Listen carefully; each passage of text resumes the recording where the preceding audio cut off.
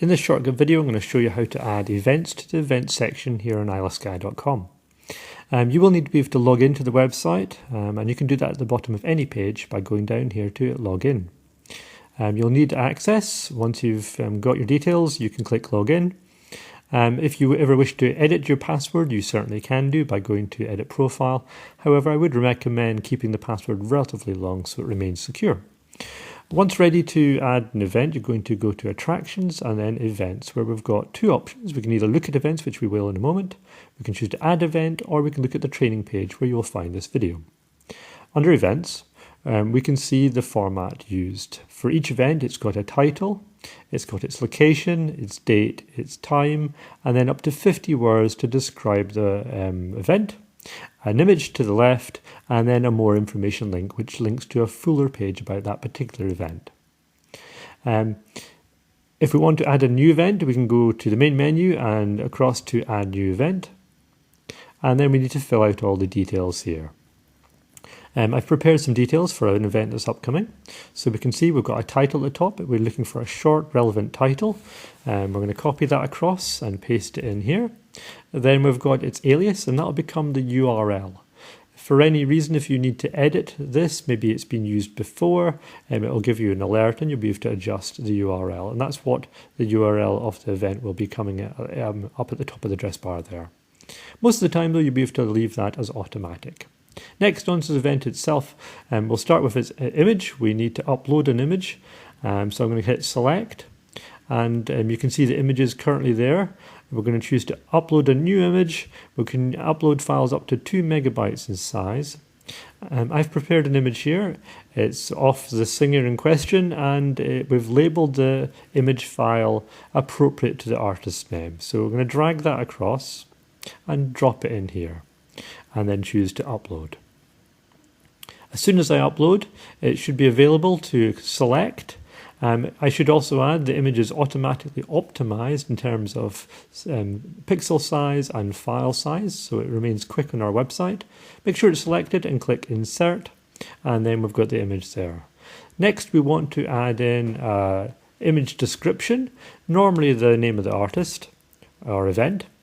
After that, we're on to the location. So we're going to go back to our options here, and we can see the location is Broadford Village Hall. So I'm going to copy that across and paste it in.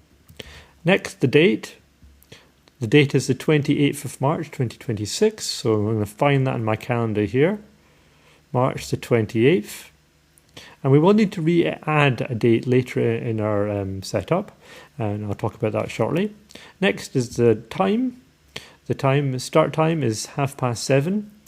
Now, if you're adding an event that maybe goes over various days, simply add the first day of the event and when that time is. So let's select 7:30. Then we want to add a description, so we can have up to 50 words, as it says down here in the corner, and it will count out the words. So I've prepared a little bit of text. And ideally, you'll use new text here. However, if you need to copy and paste it from elsewhere, you can do so, but it is generally best to use new text. After that, then we want to add in a URL. So this is a link to where more information can be found about this particular event, and giving details about how it can also be booked. So I'll paste that in there. Now we're on to the next tab called Publishing, where we have two options. Well, three really. We can choose if we want to trash it, we can, or unpublish it, we can, or archive it. But most of the time, it's simply going to be left to publish. And then we need to choose when it's being published from and to. So I'm going to choose straight away today. And I want to now carefully think about when it's being unpublished, because this is particularly important. The date of the event was the 28th of March. So I'm going to find the 28th of March. There it is there. And I'm going to choose the day after, the 29th of March.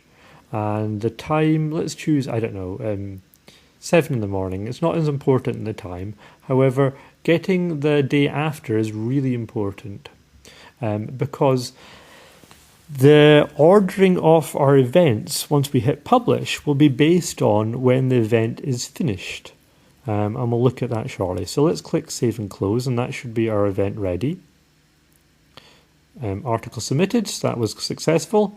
And we can look at the order of the event in relation to the other events that are happening. And this is the most recent event. It's coming up the soonest. So as you can see, it's the 28th of March, and the next event after that is the 7th of May. So it's basing this order when we had that finish date. So it's really important that we do enter an appropriate finish date.